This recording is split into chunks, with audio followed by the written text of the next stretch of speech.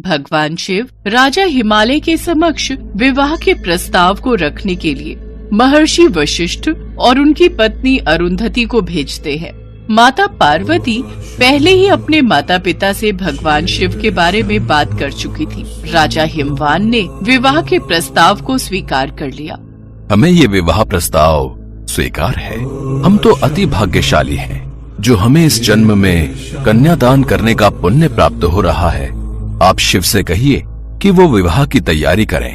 हम भी बारात के स्वागत के लिए उचित से उचित प्रबंध करने का प्रयास करेंगे।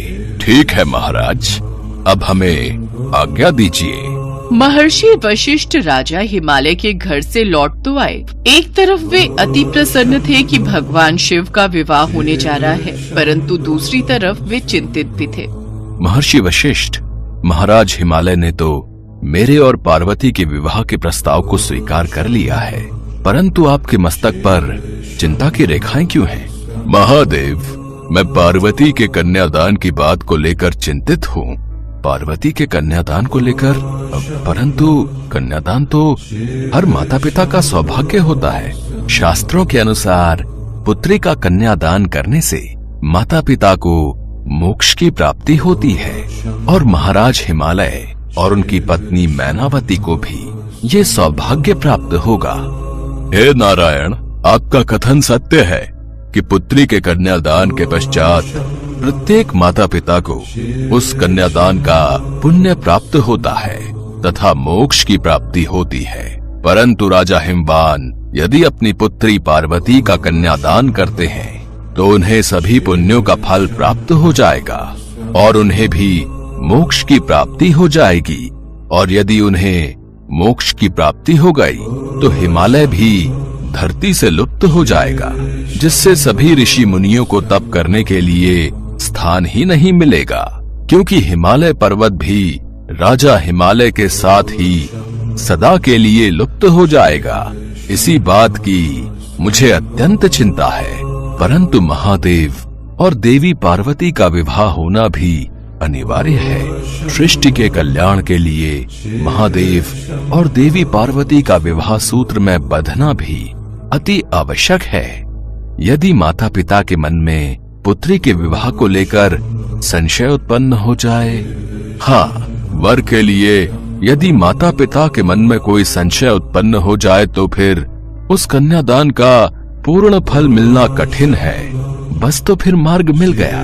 देवर्षि नारद, इस कार्य में हमें आपके योगदान की आवश्यकता है। आपको क्या करना है ये बात आप भली भांति जानते हैं। नारायण नारायण, प्रभु आप मुझे ही फंसा देते हैं। चलिए यही सही।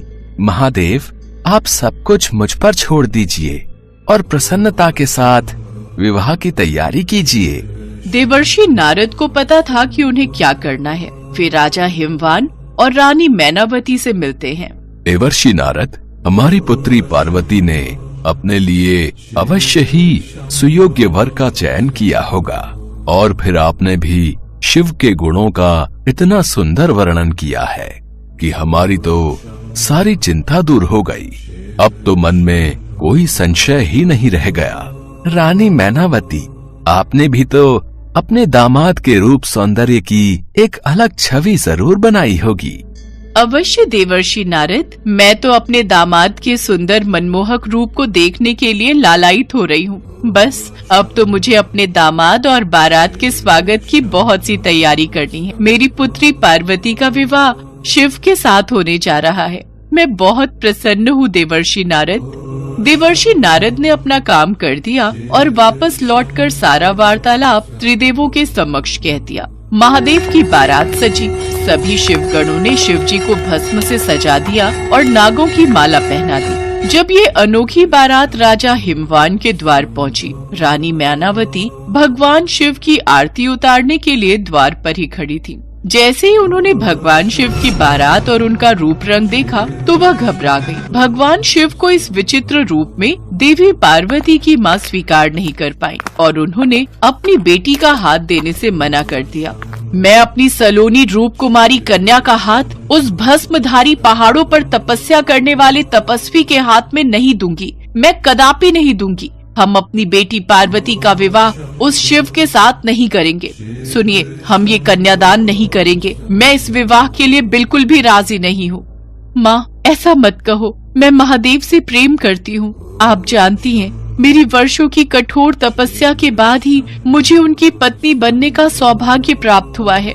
माँ, मैं उन्हीं की अर्धांगिनी बनूंगी। मैं महादेव के सिवा किसी से विवाह नहीं करूंगी। मैंने उन्हें सदैव से ही अपना पति परमेश्वर माना है। मुझे तो कुछ समझ में नहीं आ रहा। बारात दरवाजे पर खड़ी है, मेहमान विवाह की प्रतीक्षा कर रहे हैं।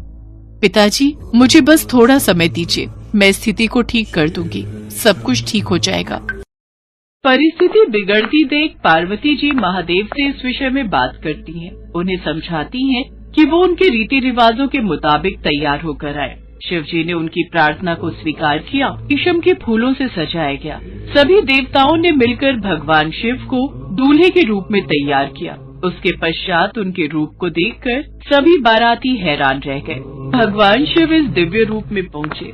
पार्वती की माँ रानी मैनावती और राजा हिमवान ने उन्हें स्वीकार कर लिया और ब्रह्मा जी की उपस्थिति में विवाह समारोह शुरू हो गया।